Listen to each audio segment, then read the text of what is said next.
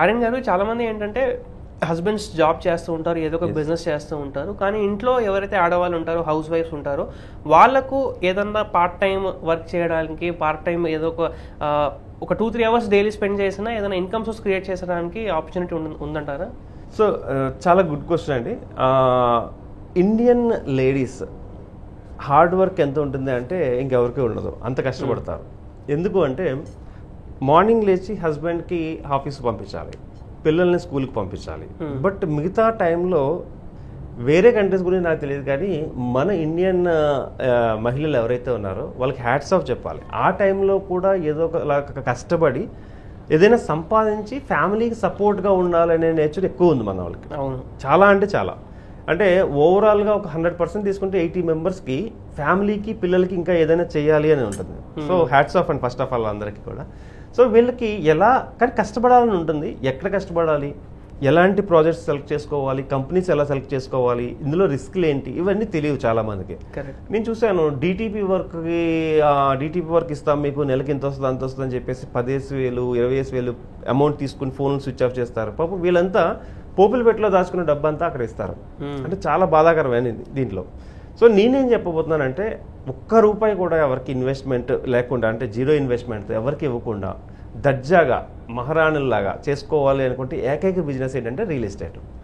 For example ఎలా చేసుకోవచ్చు అంటే, చాలామంది టప్పర్ వేర్ కానీ డిఫరెంట్ బిజినెస్లు ఇంట్లో ఉండే, శారీస్ బిజినెస్ ఒకటి, ఇలాంటివన్నీ ఇంట్లో ఉండే రన్ చేస్తారు. కానీ అదే కష్టం, అంటే వాళ్ళు దాని మీద పెట్టే 4 అవర్స్ 3 అవర్స్ కష్టం రియల్ ఎస్టేట్ ఫీల్డ్లో పెడితే మాత్రం లక్షల్లో సంపాదించుకోవచ్చు. ఎలా అంటే ఇక్కడ వీళ్ళకి తెలిసిన వ్యక్తుల్ని కనెక్ట్ చేస్తే, వాళ్ళు సేల్ చేస్తే ఒక పర్సంటేజ్ వస్తుంది వీళ్ళకి, ఒక సమ్ ఎక్స్ అమౌంట్. నేనేమంటానంటే దీంట్లో ట్రైనింగ్స్ కూడా ఈ మధ్య ఆన్లైన్ స్టార్ట్ చేసాం మేము. అంటే సపోజ్ వీళ్ళు రాలేకపోతారు, దూరంగా ఉంటారు, పిల్లలు ఎడ్యుకేషన్ ఇంపార్టెంట్, ఇలాంటి వాళ్ళందరికీ కూడా ఆన్లైన్లో కూడా మేము ట్రైనింగ్ ఇస్తాం.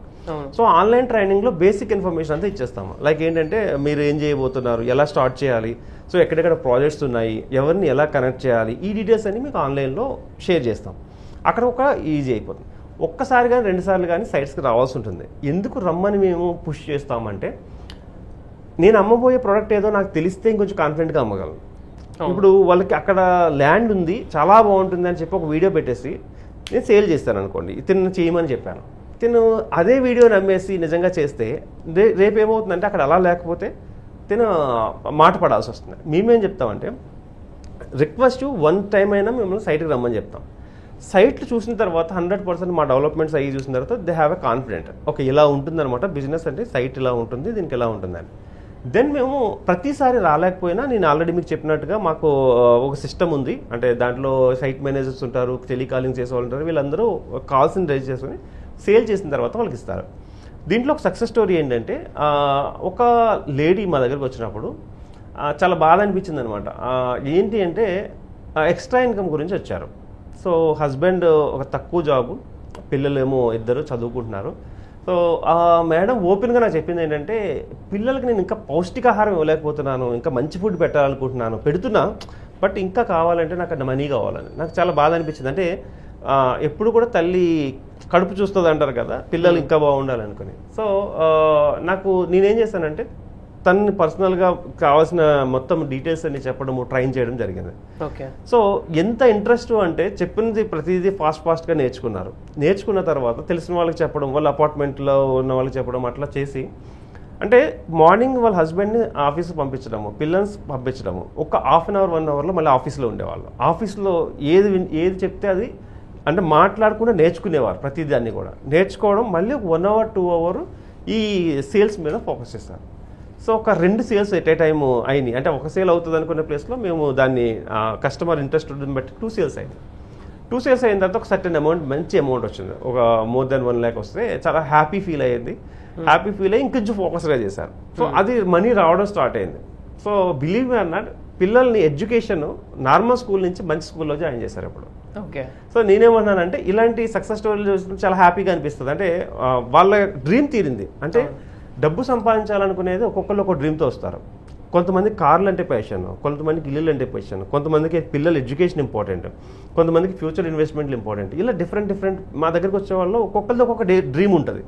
సో వీళ్ళ దాంట్లో ఏంటి అంటే ప్రతి లేడీస్ దాంట్లో నేను చూసింది ఏంటంటే ఫ్యామిలీకి సపోర్ట్ చేయాలి అనేది ఎక్కువ డ్రీమ్ మోస్ట్లీ. కరెక్ట్. ఇంకా మిగతా అవన్నీ పక్కన పెడితే ఫ్యామిలీకి సపోర్ట్ చేయాలి. నేనేమన్నా అంటే సపోర్ట్ చేయాలనుకున్నప్పుడు this is the best feel. దీంట్లో ఏంటంటే ఇప్పుడున్నంత కార్పొరేట్ స్టైల్ మీకు చాలా ఉపయోగపడుతుంది.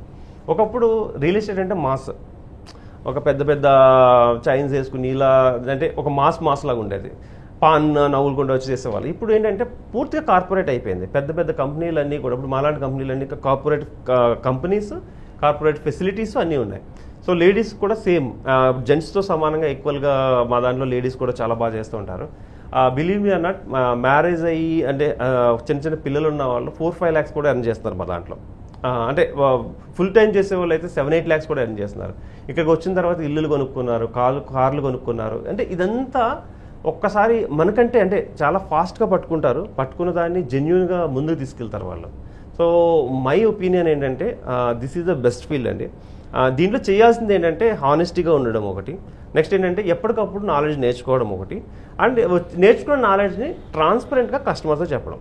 దానికి ఇంకేమి యాడ్ చేయకుండా సాల్ట్ పెప్పర్ మసాలా యాడ్ చేయకుండా వాళ్ళకి చెప్పగలిగితే హ్యాపీగా వాళ్ళు తీసుకుంటారు. వన్స్ ఒకసారి లేడీస్లో ఒక ప్లస్ పాయింట్ ఏంటంటే ఒకవేళ లేడీ క్లయింట్ ఉంటే వాళ్ళు ఫ్రెండ్స్ అయిపోతారు, అక్కడి నుంచి ఇంకా రిఫరల్స్ వస్తాయి, అట్లా బిజినెస్ చేసుకుంటారు అన్నమాట. The best field for ladies అంటే రియల్ ఎస్టేట్ అని చెప్పొచ్చు. సో మహిళలకు కూడా ఒక మంచి ఆపర్చునిటీ ఉందని మీరు చెప్పిన తర్వాత ఒక ఐడియా వచ్చింది. చూస్తున్న వాళ్ళకు కూడా ఒక ఐడియా వచ్చి ఉంటుంది ఎలా మహిళలు కూడా రియల్ ఎస్టేట్లో వచ్చి వాళ్ళ బిజినెస్ ప్లానింగ్ కానీ సేల్స్ కానీ చేసి ఒక part time income, second source of income లేదా ఫస్ట్ సోర్స్ ఆఫ్ ఇన్కమ్ కానీ క్రియేట్ చేసుకోవచ్చు. సో ఇలాంటి ఇంట్రెస్టింగ్ వీడియోస్ కోసం మన ఛానల్ చూస్తూ ఉండండి. Thank you sir. Thank you అండి.